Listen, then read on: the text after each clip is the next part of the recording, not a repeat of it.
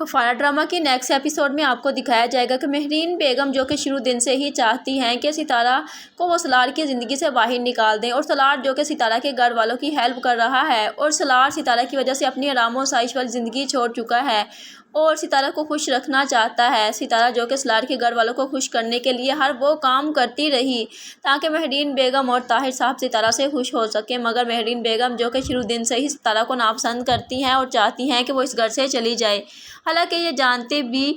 ہے کہ سلار ستارہ سے بہت محبت کرتا ہے، ورنہ بات بات پر سلار تو گھر چھوڑ کر چلا جاتا تھا۔ اور اب اس بات کا مہرین بیگم کو اچھے سے اندازہ ہے کہ سلار اب گھر چھوڑ کر بھی ستارہ کی وجہ سے نہیں جا رہا، اور جب اپنی ماں سے کہہ دیتا ہے کہ میں جان چکا ہوں کہ ڈیڈ کس طرح سے ستارہ کا یوز کر رہے ہیں، اور اب مہرین بیگم پہنچ جاتی ہے طاہر صاحب کے پاس اور کہتی ہے کہ اس لڑکی کی وجہ سے سلار ٹکے ٹکے کی نوکری کر رہا ہے اور اب تو گھر چھوڑنے کی بات بھی کر رہا ہے۔ تو ستارہ جب یہ سنتی ہے تو ستارہ کو بہت برا لگتا ہے کہ سلار اس کی وجہ سے کتنی اذیت میں ہے، کتنی اس کی زندگی مشکل ہو چکی ہے،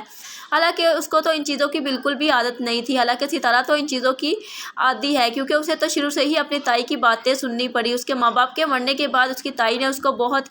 بے عزت کیا، اس لیے ستارہ کی زندگی تو پہلے ہی تنگ تھی، تو وہ سوچتی ہے کہ میری زندگی تو شروع سے ہی ایسی ہے اور میں تو ایسی زندگی گزار سکتی ہوں،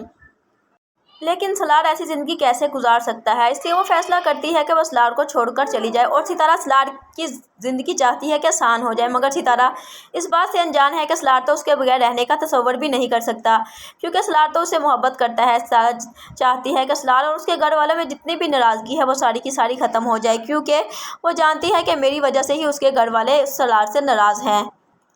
اگر میں نہ رہوں گی تو ان کے درمیان جتنی بھی غلط فہمیاں ہیں وہ دور ہو جائیں گی اور پھر سے سلار کی زندگی پہلے جیسی ہو جائے گی، اس لیے وہ فیصلہ کرتی ہے کہ وہ یہ گھر چھوڑ کر اپنے تایا کے گھر چلی جائے، اور ستارہ اب اپنے تایا کے گھر چلی جاتی ہے، مگر وہاں پر جانے کے بعد ہی ستارہ کو پتہ چلتا ہے کہ ستارہ کی تائی کے دل میں تو ابھی بھی ستارہ کے لیے زہر بھرا ہوا ہے، اور وہ ستارہ کو ابھی بھی برا ہی سمجھتی ہیں اور وہ نہیں چاہتی کہ ستارہ اس گھر میں دوبارہ واپس آئے۔ یہ سن کر تو ستارہ کو بہت زیادہ دکھ بھی ہوتا ہے اور افسوس بھی کہ تائی ابھی تک اس کو برا ہی سمجھ رہی ہیں، حالانکہ میں نے تو ایسا کچھ غلط کیا بھی نہیں اور تائی کے دل میں ابھی تک میرے لیے غلط فہمی دور ہی نہیں ہوئی۔